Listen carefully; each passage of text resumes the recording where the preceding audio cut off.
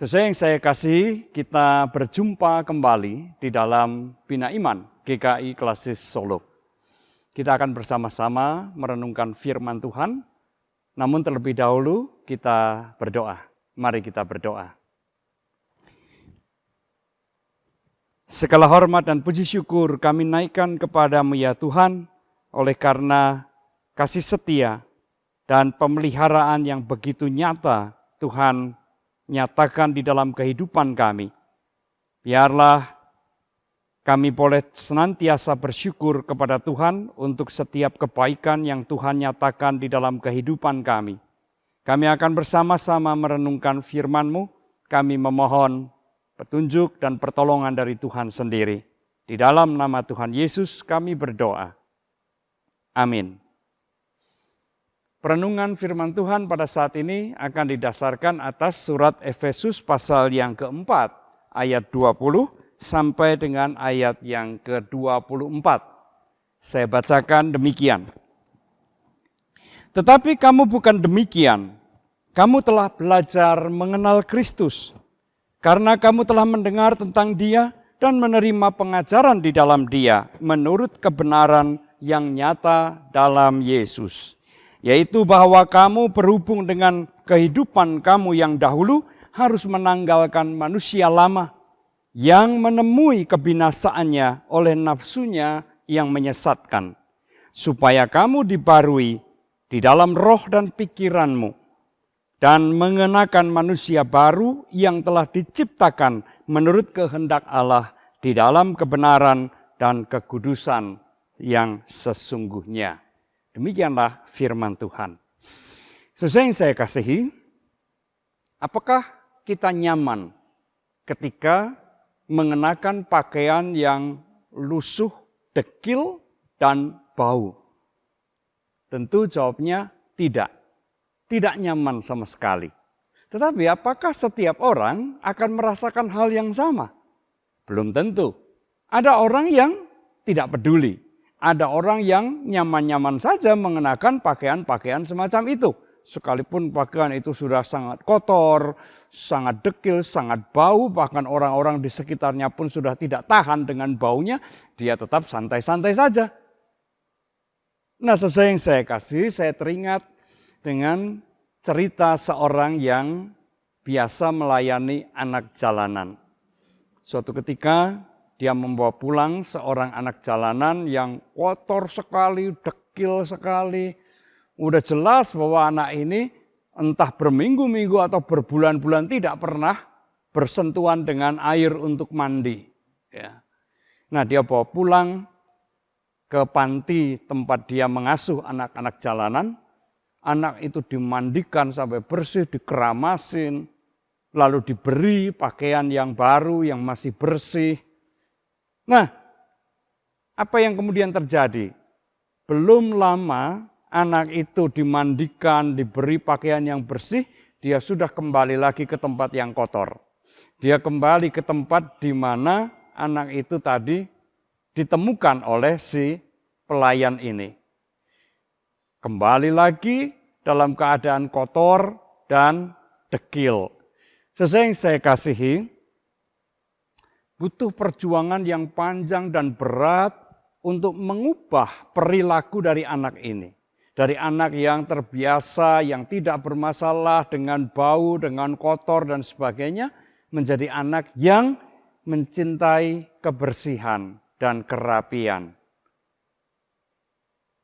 Itu mengingatkan saya betapa manusia yang sudah tenggelam di dalam dosa, ya kira-kira seperti itu. Ketika dosa sudah sedemikian berurat akar, dia tidak hanya mewujud dalam perbuatan, tetapi dia sudah menjadi adat kebiasaan, maka betapa sulitnya orang ini keluar dari adat kebiasaan yang lama tersebut. Dosa sudah sedemikian mencengkeram. Apapun yang dilakukan adalah mengejar perbuatan-perbuatan dosa.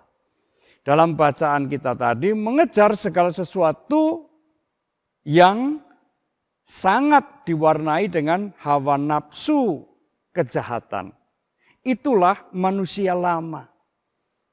Orang yang sudah sedemikian rupa terjerat di dalam dosa mengalami kesulitan yang luar biasa untuk keluar dari adat kebiasaan semacam itu. Untuk lepas dari cengkeraman kekuasaan dosa. Ia membutuhkan orang lain. Ia membutuhkan kuasa yang lain untuk membawa ia keluar dari adat kebiasaan seperti ini. Sama seperti anak jalanan yang tadi saya ceritakan. Kalau tidak ada orang luar yang membawa dia pulang, memandikan, memberikan pakaian bersih, dan kemudian terus-menerus membimbing anak ini supaya meninggalkan kebiasaan-kebiasaan lama di tempat-tempat yang kotor, melainkan memulai suatu kebiasaan yang baru. Jika tidak ada orang luar yang menolongnya, anak ini tidak akan pernah bisa berubah. Dimandikan berapa kali pun dia akan tetap kembali ke kebiasaan yang lama. Nah, saudara yang saya kasih dalam Tuhan Yesus Kristus, disitulah karya Tuhan Yesus sungguh bermakna bagi manusia. Ia mengorbankan dirinya dengan perjuangan yang panjang dan berat agar supaya manusia menanggalkan manusia lamanya dan mengenakan manusia baru yang merupakan karya penebusan dari Tuhan Yesus. Tidak mudah tentunya, tetapi kita percaya bahwa Yesus yang sudah mengalahkan kuasa kematian dan mengalami kebangkitan, kuasanya pun mampu untuk mengubah kehidupan kita. Sebagai orang-orang yang sudah dikenakan manusia baru, maka kita dipanggil jangan lagi mengenakan manusia yang lama. Jangan lagi kembali ke keadaan yang lama dalam cengkeraman dosa yang menuju kepada kebinasaan. Melainkan kita dipanggil tetaplah mengenakan manusia baru itu yang merupakan buah perjuangan dan pengorbanan Tuhan Yesus. Saudara yang saya kasihi, mungkin kita juga mengalami atau merasakan keprihatinan terhadap orang yang ada di sekitar kita, mungkin juga orang yang kita sayangi, yang hidup di dalam dosa, yang masih mengenakan manusia yang lama.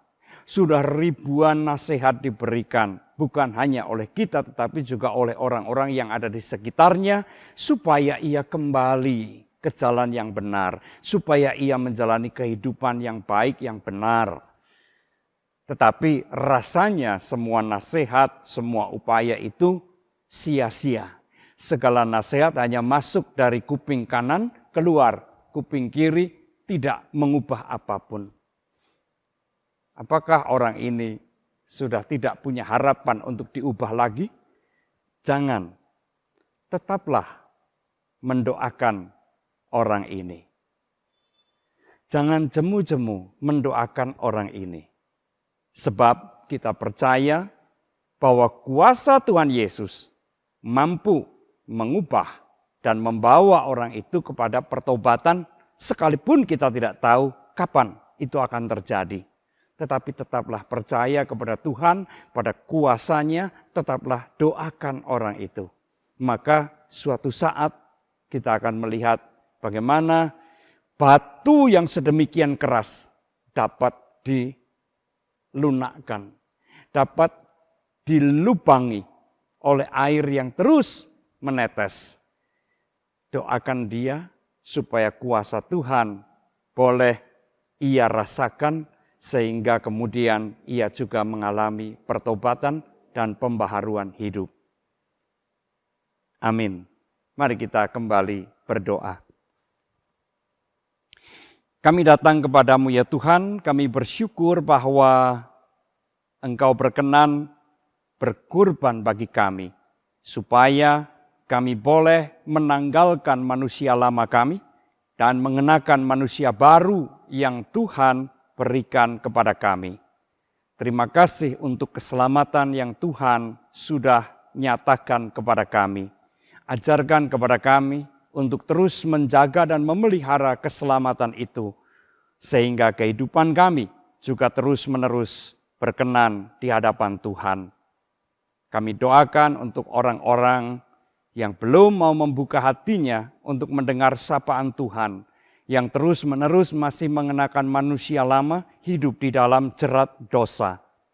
Kami berdoa untuk orang-orang ini ya Tuhan, biarlah kuasa-Mu juga dinyatakan kepada orang-orang ini, sehingga mereka yang hidup di dalam dosa juga boleh merasakan sapaan Tuhan dan kemudian mengalami pertobatan dan pembaharuan hidup. Terima kasih Bapa, di dalam Kristus kami berdoa. Amin.